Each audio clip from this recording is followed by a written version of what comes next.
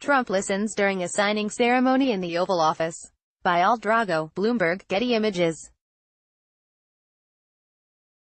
Donald Trump may like to hire cabinet members from Goldman Sachs, but it's unlikely that any of them, in their right minds, would have ever conducted business with the guy. For the past 2 decades, Trump's lender of choice has largely been Deutsche Bank. In 1998, when Trump was radioactive on Wall Street following a series of corporate bankruptcies, the big German bank agreed to lend the Trump Organization $125 million. According to the New York Times, Deutsche was ultimately involved in loaning Trump more than $2.5 billion. But executives reached the limits of their risk tolerance when Trump asked for another cash infusion in early 2016, in the middle of his presidential campaign. Senior officials were in a bind. They worried that if Trump won the election but defaulted on the loan, they might be forced to decide between seizing the president's assets or refinancing, which might be seen as a bribe. They turned Trump down. But, of course, Deutsche already had sizable Trump loans on the books, necessitating another series of awkward conversations. As Bloomberg reported earlier this week, top executives at Deutsche Bank were so concerned that Trump might default on a series of loans, totaling roughly $340 million, while he was in office that they discussed extending the repayment dates on the loans, originally due in 2023 and 2024, until after 2025, when he would have finished a hypothetical second term. In the end, according to Bloomberg, the bank's senior executives opted not to restructure the loans or do any new business with the sitting president. If true, this would be a major blow to the Trump Organization, which recently postponed expansion plans and its ongoing commercial aspirations, because few other Wall Street banks have been willing to do business with Trump. Without Deutsche, it is no longer clear where the Trump Organization will get the money it wants and needs to continue to expand and to market the company's real estate products.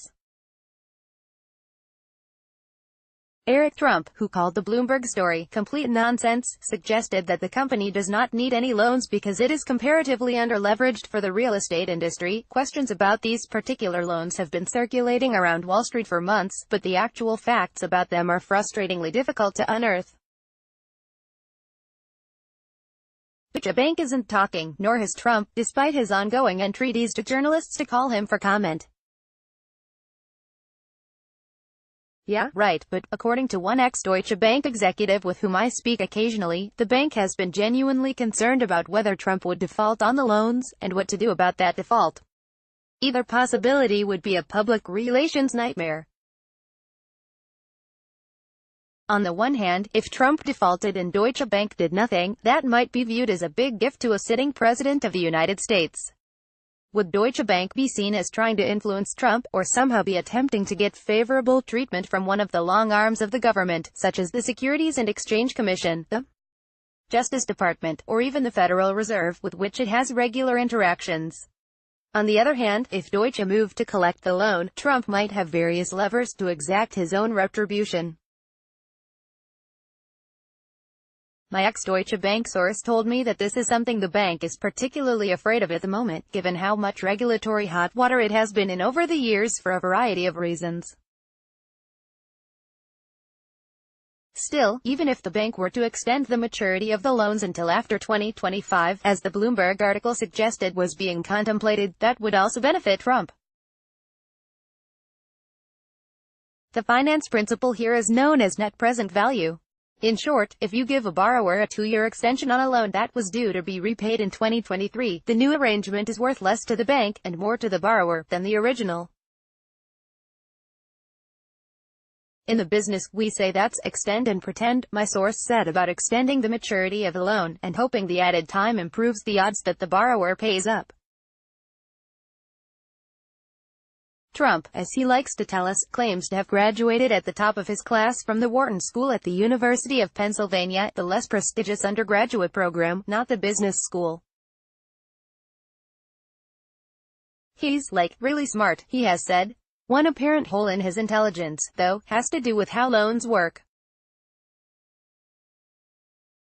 Once, in the lawsuit he brought against author Tim O'Brien for claiming that Trump inflated his net worth, the future president was asked if he understood the meaning of net present value. The topic came up during the deposition when attorneys inquired of Trump how he valued his golf courses. After conceding that he was only modestly familiar with the idea of net present value, he said it had something to do with the value of the land currently after debt, which sounds more like a definition of the equity value of an asset. But, my ex-Deutsche Bank source said, Trump would know that he was getting a benefit if Deutsche Bank were to amend or to extend the loans. He's not dumb, this person said.